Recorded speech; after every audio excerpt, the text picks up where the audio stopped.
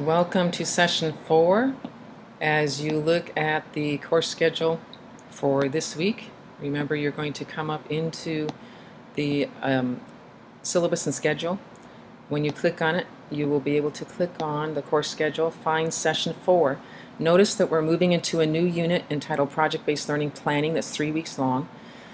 You are going to have, for session 4, focus on chapter 5, which is about project planning.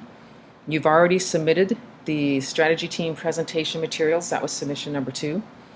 Looking ahead, you will see that we have chapters 5 and 6 quiz coming up, and that we have a final project team preliminary plan due, which is what you're working on in chapter 5. And so the final project team preliminary plan will be due on September 27th. So that gives you all the way through next week.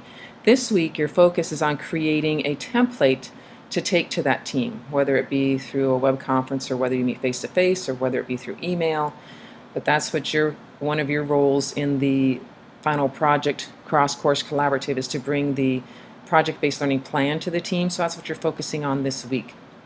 Looking further ahead, you are going to be starting your article reflections later in this unit, and you're just going to find one article and reflect upon it. So I gave you a little heads up about that now in case some of you want to start looking ahead to that. That's not a major thing. You find one article and do a reflection according to a rubric. But I'm just giving you a heads up to give you an idea of what's in the entire unit. So with that in mind, let's go back into the agendas. And I'm using command negative, command positive to zoom in and out of the screen. So I'm going to come into agendas, and we will see that we're in session 4. So now, like I said, we're in a new unit. That's a new folder. So you'll start moving into session 4, 5, and 6 through the second folder. So in that planning and project-based learning unit right now, you have session 4. And the session includes project-based learning planning and your research paper article summary 1 for the major outcomes of that session. So under session 4, the first link is about project planning and guides. This is the view that Blackboard gave me this time. Sometimes you will see a little icon over here in the upper right hand corner. So if you ever see just a title, expand the window so that you see more of the assignment in here. And sometimes you'll click on the title and it will take you to a wiki or something like that. So just out of habit, get to where you look in the upper right corner to expand the window, and where you click on the title just to see if there's maybe the wiki, for example, was linked that way. That's how Blackboard gives it to you. Okay, so in project planning guides, I start off with inquiry-based learning questions, and so I have 4 of those guiding you through the process of learning more about the project planning and guides.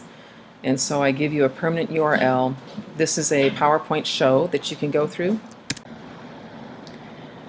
And that summarizes Morrison's components as far as what goes into the project planning guide. And I also put in a few little examples of your lives in context plan so that you can see how the project planning guide is used. The second question is, how can other leading project-based learning design plans complement and better inform my lives in context project? And in this case, we're looking at the final project, but of course it's going to be any kind of learning you design that's a project-based learning or service or any of the other based learnings. And so here you're individually comparing what you saw in Morrison's. You have the book, plus you have the presentation here. Morrison's plan to those of the Buck Institute, and I gave you the full template here and the initial meeting template. So when you initially have your meeting next week or even this week, you might pass this out to your team and get them to start thinking about that final project and how they all come together. Or you might fill that out and pass it on to them, see what they have for ideas to add to it. When you do the actual planning next week, you want to get more into the full template combined with Morrison's design. And so that's what your end goal is. Your end goal is to create a project-based learning template for your final project team that combines a minimum of Morrison's components along with the helpful components from the other models.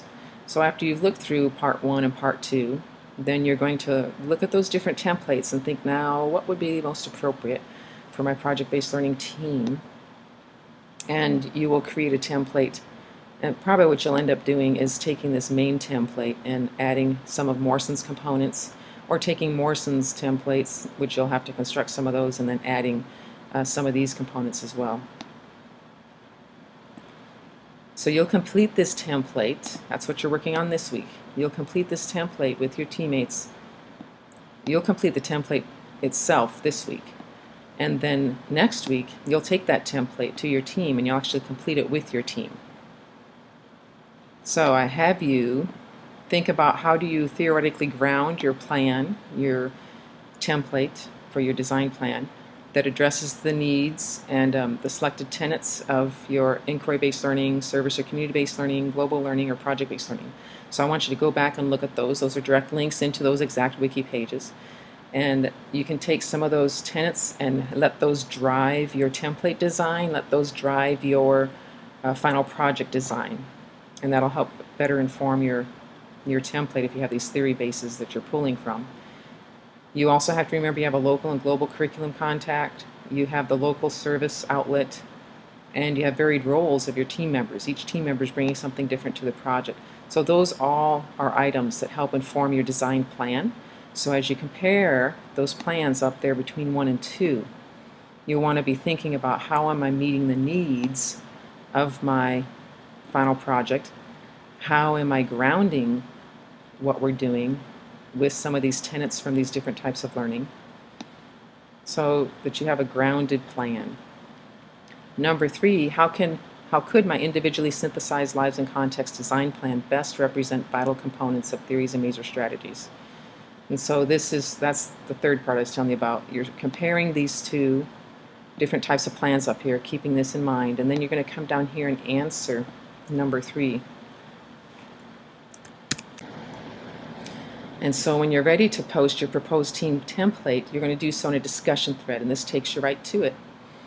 And in that discussion thread, you'll post your individual idea. So even if you happen to be working with a teammate from this class, which very few of you are, but if you are, each of you is to individually create your own template. So this week, you're truly working alone.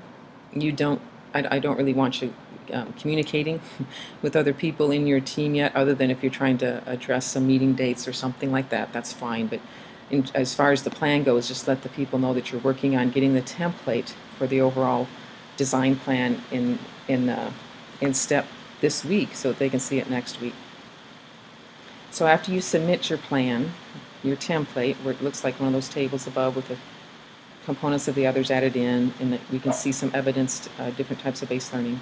Once you submit it to the discussion thread, then you're going to go to step 4, which is, how can I further review and refine my knowledge and understanding of the vital theories and strategies previously studied in this course.